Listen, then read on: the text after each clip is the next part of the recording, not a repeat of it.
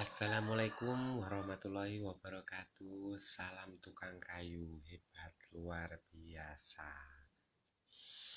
Kali ini saya akan mengisahkan tentang tukang kayu yang sukses.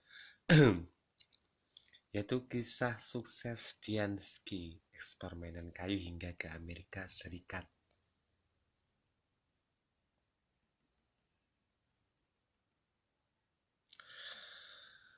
Menjadi orang tua bekerja tak menghalangi niat Dian Rizky Dayati untuk berwirausaha. Meski akhirnya Dian mundur dari tempat kerjanya. Namun setidaknya Dian sukses membangun bisnis mainan kayu yang semula diproduksi untuk kebutuhan anaknya. Dian bahkan mampu menembus ekspor mainan kayu ke mancanegara termasuk Amerika Serikat. Cerita Dian bermula dari anaknya yang masih kecil dan butuh mainan tahun 2020 lalu.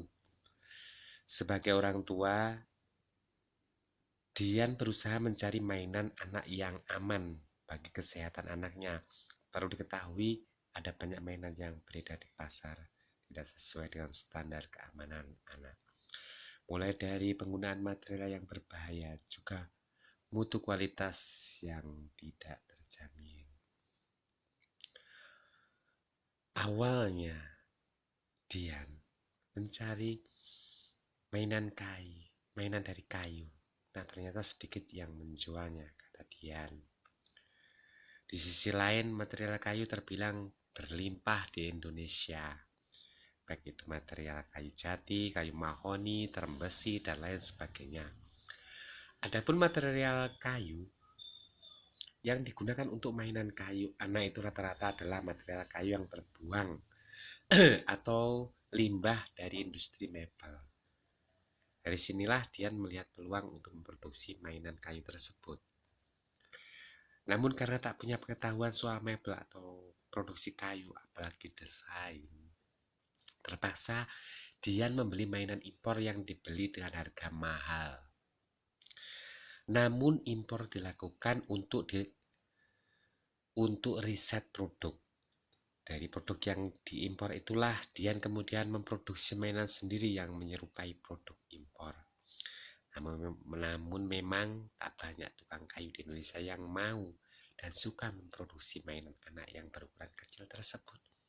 Rata-rata tukang kayu yang ditemukan di Lampung lebih senang memproduksi mebel kayu berukuran besar seperti kusen, gazebo atau balai bengong, seperti itulah. Sehingga banyak proses harus dilewati Dian dari satu tukang kayu ke tukang kayu yang lain. Bahkan kami juga memakai jasa tukang kayu di daerah lain. Setelah memiliki banyak jaringan tukang kayu, barulah Dian mendapatkan pasokan mainan kayu setengah jadi.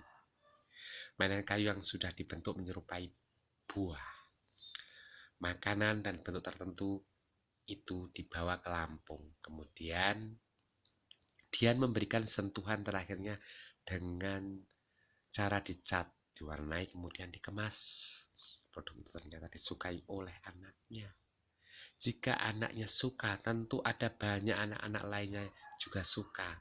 Dari situlah dia memutuskan membuka media sosial dan memasarkan produknya di marketplace, termasuk marketplace di luar negeri. Waktu itu Dian memasarkan marketplace yang khusus hasil kerajinan tangan alias handmade. Di marketplace itulah Dian mendapatkan konsumen. Kopi dulu.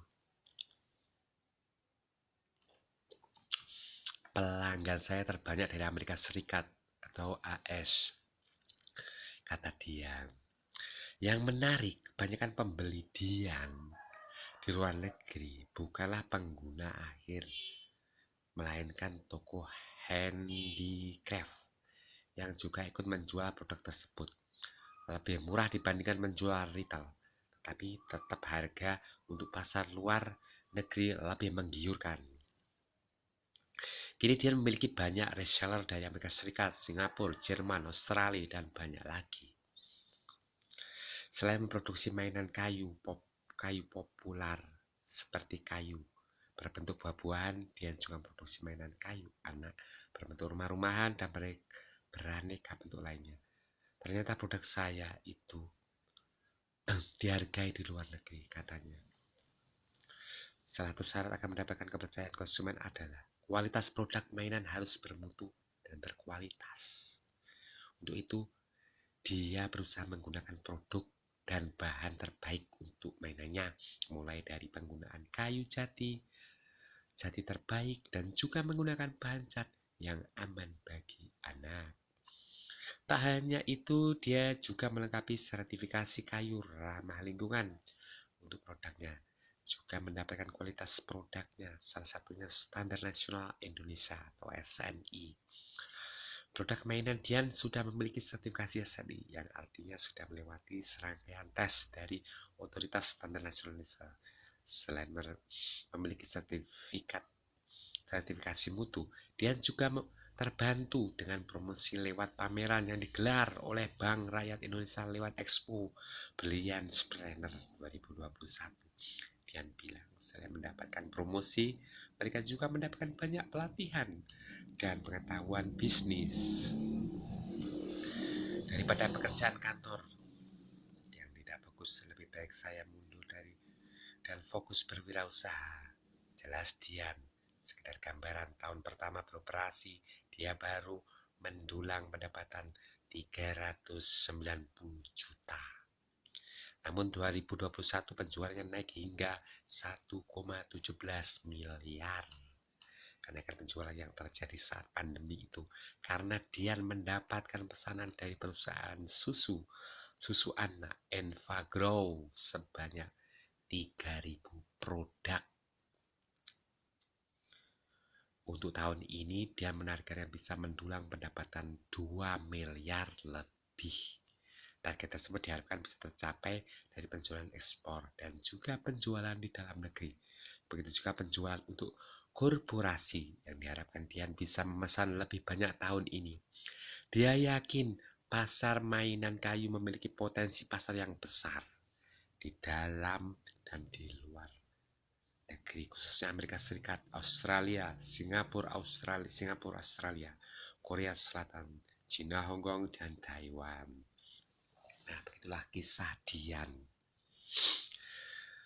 yang mengundurkan diri dari pekerjaan. Kemudian dia terinspirasi membikinkan mainan anaknya, dan anaknya suka. Dan Dian berhasil mengekspor mainan kayu hingga ke luar negeri sampai ke Amerika Serikat bahkan. Namanya Dian Rizky. Okelah sahabat tukang kayu, salam hebat luar biasa tukang kayu, semangat. Marilah kita berdoa kepada Tuhan, mudah-mudahan kita mendapatkan jalan yang lebih baik sehingga kita bisa membahagiakan semua keluarga, membahagiakan anak, istri, orang tua, dan tetangga-tetangga. Kita sama-sama berdoa, ya Allah, mudah-mudahan cita-cita semua tukang kayu bisa terpenuhi seperti Dian Rizky yang bisa mengekspor mainan kayu hingga ke Amerika, hingga ke luar negeri, sehingga bisa mengubah kehidupannya. Itulah kisah-kisah dari tukang kayu atau pengrajin kayu.